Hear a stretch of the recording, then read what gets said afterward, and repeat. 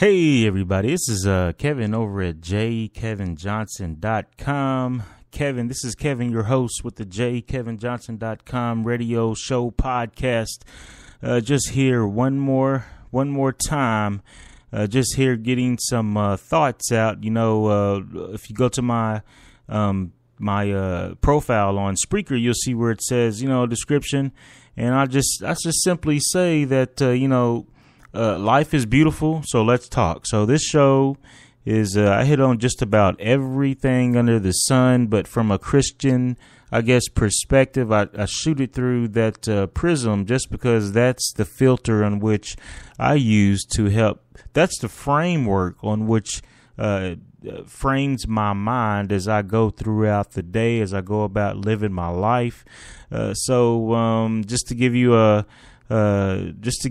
overview, or just to let you know where I'm coming from, I'm looking at life through the framework of the Word of God, through the Bible. So it's not that I do everything right or that I'm perfect, but this is the framework in which I look, the paradigm or the model in which I shoot towards as I fall and trip and just downright just fall flat face in the mud sometimes, trying to implement and adhere to in my life. So thanks for joining me today, to this morning, evening, whenever you may find this podcast, just for about 30 minutes of just kind of just taking a break from from your normal way, just taking a break. Sitting down and chilling out for 30 minutes and just having a conversation, a satiating conversation that hopefully will do a number of things. Hopefully you get entertained or educated, entertained at the same time. Hopefully you get encouraged. Hopefully you get edified, which means to be built up. And hopefully you get a nugget, a piece, a nugget of wisdom, a pearl of wisdom that will help you make a better decision tomorrow, so you're not repeating the same mistakes of yesterday. If it's not one thing that I'm finding as I get older, is that if I don't learn my lessons, I'll keep going around in a circle until I learn my lessons. So that's just the way life is. Life is circular. It's not linear, as we're led to believe. In many cases, life is a big circle, and we're to learn and we're to spiral up towards perfection and purity as we humble ourselves and willfully submit to the crying, to the urging of the Father through His Spirit, walking the path of the way, walking the path that begins at crossing the threshold of Christ. So, just saying that, this is Kevin, like I said, over at jkevinjohnson.com. I was I finally got around to watching the Bible series that came out. I guess it's been a few years ago now. I can't really remember, but sometimes I'm a little late on the trends and what's going on in pop culture for a number of reasons. Sometimes I fight it on purpose, and sometimes, your life just gets a little too hectic and crazy that you just can't keep up with all the things that's going on. But I finally got around to watching some of the Bible series that came out a few years ago with my sons. And from what I can see, it seems like a pretty okay production. I can't say too much about it right now because I haven't really sat down and really analyzed it and watched it from the beginning all the way to the end. But from what I have seen, it's been a pretty good viewing, I guess you could say. I'm not really excited about some of the interpretations taken by the producers and creators of the show, but overall, you can never be 100% into somebody's interpretation or whatever. So, likewise, somebody might not be 100% into mine, so that's okay. That's the point. There's nothing wrong with that. But, I finally got around to watching it, and one of the stories that really stuck out to me and really made an impression on me when I seen it was the story of Daniel and the three Hebrew boys. And to actually, I guess, I don't know. I know there's probably been other productions and stuff out there, but looking at this production and then looking at this particular, the way they did it was, it had an effect on me. And that, the culture of that day was, when they were in Babylon, was one of adherence to pagan worship and worship of other deities and gods. And what's his name? Nebuchadnezzar saw himself as a god man, and he should be worshipped. So he set up an image and had all the people come out when the music played to bow down and worship. But the three Hebrew boys had the resolve, they had the will to not bow down.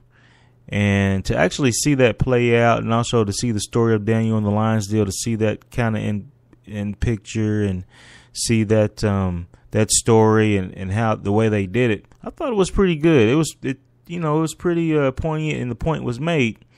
And that in the world we live in today, you really have to have a resolve, a will, to cultivate a life of freedom, to cultivate a life of purity and maturity, a will, a resolve to not bow down, to bow. It's easier said than done, which is why you must be smeared or anointed with the Holy Spirit in order to really do that 100% and fully in today's world. So, I'm going to talk about a number of things today. I was just, that's the foundation, or that's the frame, that's the mindset in which I'm coming from. I titled today's show The Deadpool Movie, or Deadpool, Marriages, and the Resolve to Not Bow, or the Resolve to Break the Matrix, or the will to remain pure, cultivate a life of purity and maturity, cultivate a life of freedom. Just a number of things, a couple of articles that I was kind of looking over before I decided to come on air. One I seen in Business Insider, just talking about marriages and what makes happy marriages, and talking about how kindness and I think generosity was the two main characteristics that attributed to a successful marriage versus any other characteristics and traits that were looked at.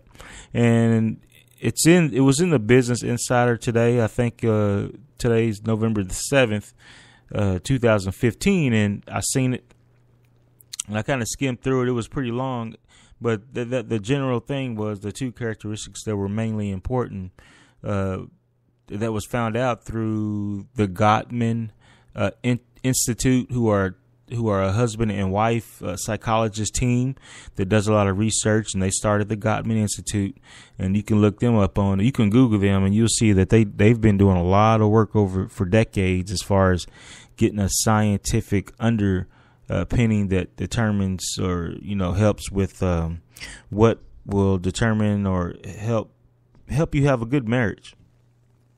And I was just looking at that, just looking at how it's important marriages are, looking at the importance of marriage today, and looking how the institution of marriage is becoming heavily under attack from a multitude of angles, given that we see a deconstructing process taking place before our eyes by the enemy. It's by design. A deconstructing process of all major foundational institutions, so that we can be rebuilt in a new order, for a new order. We can be rebuilt for the acceptance into the insertion of the new world order, or the beast system, or whatever you want to call it. The utopian, communist, socialist, overladen with the corporate fascists, overladen with a tyrannical one world government. One world government with a one world religion with a one world money system.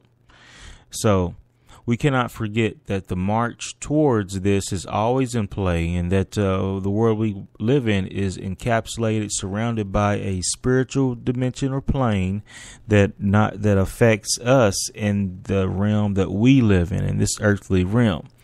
So I was just looking at that marriages today, and how it's given the fact that marriage is the foundation on which society rests. If you got weak marriages, then the fabric of society is more readily, easily to be manipulated, maneuvered, more easily, readily to be moved in whichever direction is deemed by those who have the positions and powers to steer.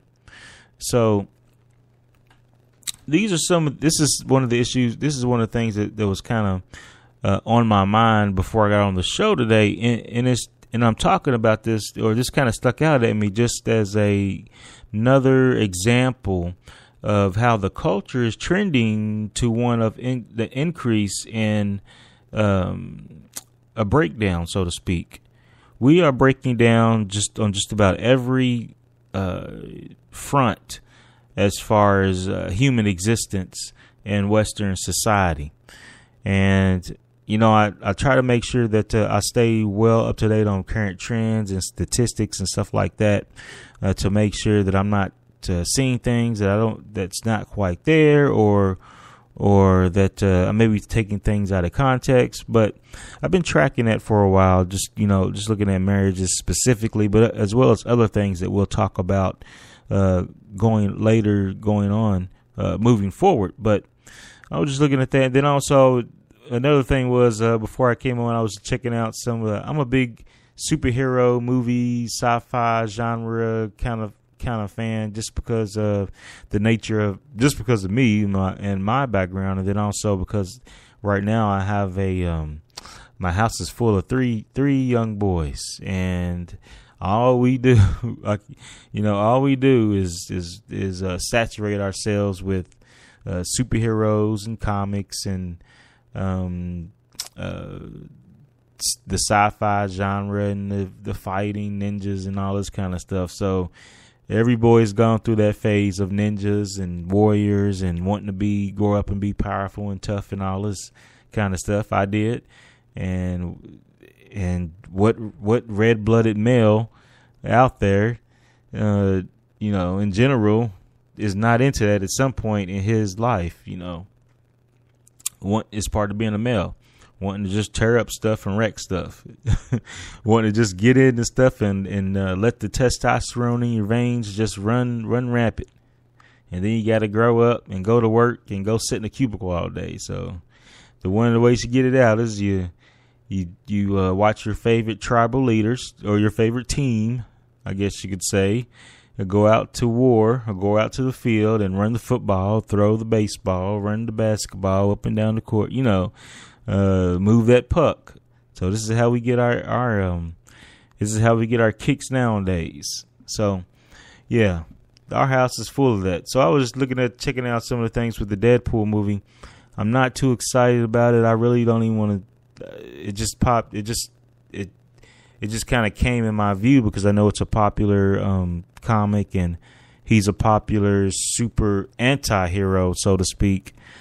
So that just kind of popped on my radar, and that this is another late example of how the culture is continually trending towards and being saturated with hyper violence, excessive violence, where it's just like over cartoonish violence, not really realistic or serves a purpose, but it's just overly excessive in my view. And then sex. In the interview, you can see where it says that it talks about how Deadpool is he's pansexual, so to speak. And that's a quote from, I think, Ryan Reynolds in an interview where he says, talks about how, the Deadpool movie is a solid R. So you want to be mindful if you got children out there, young guys who want to go see this movie. Just know that this is not for young people. This movie will not be for the young and faint at heart. This movie is strictly for nobody really, but it's for adults. If you got an itch that you want to see Deadpool, if you're a fan of it, or if you call yourself a Christian or whatever, just be mindful that you go in with your framework up as you analyze it. Like I watch a lot of it. The only reason I trend with a lot of current stuff is just so I can know where the culture is at. I'm a culture watcher, and just to see what's on the minds of the masses, and just so I can understand where everybody's at and what they're thinking about and what's going in. So that helps me to stay relevant and be able to make connections and to be able to understand people that I'm talking to. And also, some of it I consume just for pleasure purpose, So just be mindful of that when you go in, so that you'll have your filter up. Never, ever, ever watch a movie or a TV show without your filter. You got to have your filter up these days, because you got to remember these things just aren't vain, or they're just not empty, but these are fiery darts, so to speak, seeds that will take root and grow and manifest themselves in you and your thoughts and your emotions and your body, that would affect your spiritual walk in ways that you never ever dreamed or thought about. I'm sure we all have said, I never ever will, and I won't, and I'm not. But if you don't have the resolve and you don't allow yourself to be saturated and anointed with the Spirit every day, let me tell you, you will. I know you say you won't and I never, but you will, because the human will is only so strong against the flood of the enemy. The enemy has a buffet of devices and strategies and darts in that comes towards us every day. He never sleeps or slumbers. He has an organization of evil that is always working. So it's important that we stay fully clothed in our armor in Ephesians 6, clothed in the armor of God, so that we can stand and we can resist and we can occupy, and we can do the things that we need to do as far as living out our lives and enjoying everyday life and enjoying the beauty of this world, and without fear and anxiousness that is constantly surrounding us. I liken it, we live in a culture of death. We live in a culture that celebrates death and destruction. We live in a culture that celebrates the human will over God. So in living in spiritual Babylon, so to speak, like Daniel and the three Hebrew boys, we have to have an internal resolve that will not be moved by whatever happens to us externally. So, this really this really lays a solid foundation in the statement that, we should be fearful and mindful of the one who could destroy the soul, but not be fearful of the one who can only destroy the body. And that's the adversary. The adversary can touch your body if your Heavenly Father allow some access to, but ultimately he cannot destroy your soul. Your soul belongs to God. So, just be mindful of the Deadpool movie and how that movie's going to be one of the latest manifestations of how our culture is continually basking in, marinating in the love affair, the love of excessive hyper violence and sex, being that he's pansexual, and transhumanism. Transhumanism being the evolution of man by man. Man has now taken the reins of his evolution, and he's going to change man from what he was created to be to he's going to do some alchemy on man himself. He's going to do some alchemy on himself and turn himself from lead to gold. He's going to turn himself into a God man. And this is what transhumanism is all about. And you can read about some of the major leaders and influencers in this movement, this transhumanist movement, and that humans are now being transitioned. So this is what transhumanism means: transition from what we were created to be, and transitioned into something else. So just be mindful of this movement, this culture that is taking place, that through magic or through pharmakia, through potions, through science, through bioengineering, through knowledge, man can transform himself into godhood. He can transform himself into a Superman.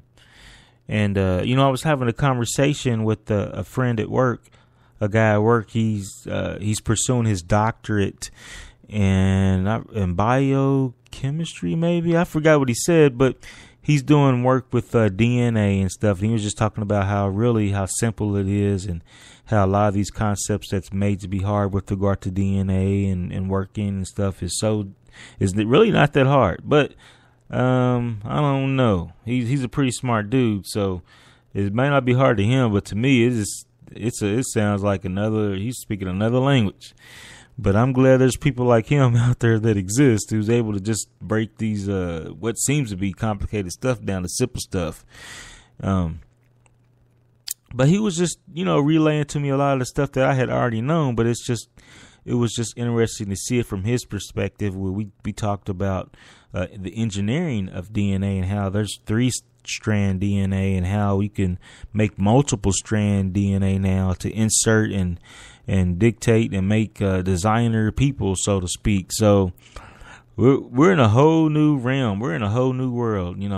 We're not in Kansas anymore, so to speak, with regard to a lot of stuff that's going on in the background that we aren't mindful of as Christians, as the called out, that we want to make sure we're mindful of and bring to conversation in our Sunday schools, in our Bible studies, in our Sabbath schools, in our get-togethers and our gatherings, that we prepare our minds, our hearts, our souls, our bodies for these changes that are quickly coming upon us, and that we always be ready, and we always be living our lives in a state of preparation versus desperation. This is one of the things that I promote, and I always try to keep at the forefront, is that we want to try to, in my personal life, I don't have a lot of money, and I don't have a lot of things, but what I do have, I consider investments, and I consider important,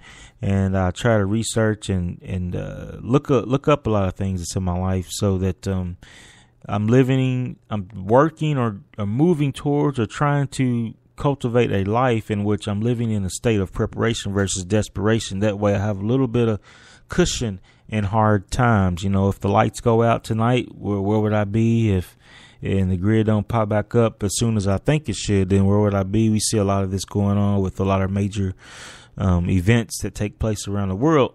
So we're all subject to calamity, and we're all subject to accidents and all kinds of stuff. So we want to work to cultivate and hone a life in which we're living in a state of preparation versus desperation. This is so we can be self-reliant, and so we can be of aid and help to others, and so we can present others and help others, and have be available to do the work that we were called to do in our communities and in our circle and our spheres of influence. So just talking about the Deadpool movie, marriages, and the resolve to not bow. You got to have a resolve. We're getting close to the end of the year, and we want to make sure that at the beginning of, one of the things that always comes up in the new year is that everybody's making resolutions. I resolve. I'm gonna do such and such on January the 1st, and then by January the 4th, what happens? Our resolve quickly gets dissolved. So we want to work to make sure that that doesn't happen when it comes to our spiritual walk, and when it comes to just being, just doing the best that you can and letting God do the rest that He can. You know what I'm saying? So, just looking at a few things, just want to talk to you a little bit and making sure that that we have a resolve to not allow the external circumstances, situations, and prevailing culture to affect your walk and journey to maturity and purity in Christ. I know this is easier said in a podcast than it is lived out, but just know that in your taking a few minutes out to listen to my voice, that I'm just here to remind you, as I remind myself and as I'm reminded, that, man, you got to get this right. Women, you got to get this right. You got to continually get up and walk. You might fall down, but don't stay down. Don't revel in it, and don't plan on staying down, but just get up and go. Get up and do it. Get up and make the decision. Choose to live life. Whether we realize it or not, we do live in a matrix. You can Google a lot of articles and stuff scientifically where a lot of this stuff is starting to be discussed, come out, and talked about, and that the nature of reality is far way different than what we were taught in school or what the general public, the general masses, is led to believe. So we live in a very dynamic, a very quantum, look at quantum physics, a very quantum reality, I guess you could say, and that there's all kinds of possibilities and all types of many different levels to our existence. And we got to be mindful of this. I was thinking about, with relation to Daniel, I was thinking about how in Daniel, when he was praying, and how the angel came to answer his prayer and said, man, I was dispatched as soon as you got down, but I was held up by the Prince of Persia, being that the angel was held up by a strong angel, a strong being, entity, spiritual entity, I guess I don't want to say angel, but a strong entity, and he had to get help. So just in one of the many examples of the unseen world that affects our seen world. And we have to be mindful of this so that we're not drawn into the confusion that the masses are encapsulated with. We don't want to be drawn in. We always want to make sure that we're seeing clearly and we're hearing clearly so that we can make good decisions for ourselves, for our loved ones, our family, and so that we can be beacons of light and hope and in our communities, and so that we can be like the sons of Issachar and be able to give an answer and have an understanding and wisdom about what's taking place in the days that we find ourselves. We want to be like the Bereans, to where we're constantly studying to see if these things are so. We want to make sure that we're able to give an answer for the hope that lies in all of us. We're not here to push, boast, or we're not here to press our views on anybody, but you just want to be able to give an answer for your hope and be able to talk to people wherever they may find themselves and help be encouraging and a voice of hope and truth in their life, as well as yours. You want to make sure that you're open and you're clear so that you can hear from the Father and grow in your relationship as well. Just sitting here, just looking over the news and trends of the day. you know, be mindful out there of the culture in which we live. There's all types of things going on, but just ultimately, just realize that we live in a spiritual world that is in which spiritual warfare is constantly taking place. It manifests itself in our physical realm, and we got to make sure that we have the armor of God on, and that your free will is always in play in order for you to choose which side, which way you want to go on a day-to-day basis. And this is what adds up over life. Your small daily habits and decisions show a trend over the long term, which affect your walk, and it affects you in all areas and levels of your being. So this is Kevin over at jkevinjohnson.com. Here one more time, just wanted to make sure that we learn and that we move in our lives to resolve not to bow down to Baal, not to bow down to spiritual Babylon, not to adhere to the ways of the world, not to give in to the dictates, the programming of the matrix, but that we resolve in our hearts to, no matter what, to march, to crawl, to roll, to do whatever you got to do. Claw your way to freedom. Cut the tethers, cut the ties that bind, that keep you attached to this system as much as possible. So in whatever way, shape, or form that you can do it, do it. I know it's easier said than done, but resolve to do it this year. To really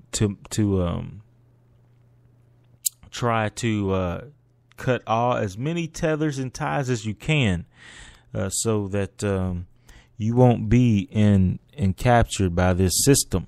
And whichever way the tide turns in this system, you'll be in a spiritual Eden, so to speak. You want an inner Eden. You want to be dwelling in a sphere of peace, so that no matter what happens to you externally, you can still hold your peace. You can still have that peace that surpasses all understanding. So this is Kevin over at jkevinjohnson.com. Thanks for giving me your ear for about 30 minutes of just encourage, so I can sit here and encourage you and hopefully add some value to your life, and hopefully be a voice that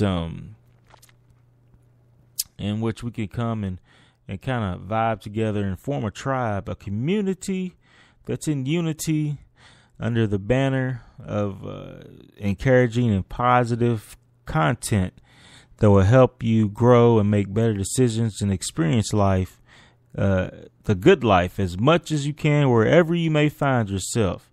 And I say that with all truth and sincerity. I say that with sincerity because, I try to be mindful of what other Christians and called out are going through with, looking at countries like Syria right now, and looking at Egypt, Libya, looking at the Middle East, looking at just Christians around the world, China, and how they're being persecuted, and how we in the West, we really haven't really got to that level yet, but we're headed that way. So it's my goal to encourage and send out the spirit of comfort to you who may find themselves in some dire situations, but also prepare the hearts and minds of the ones in the Western world for hard times.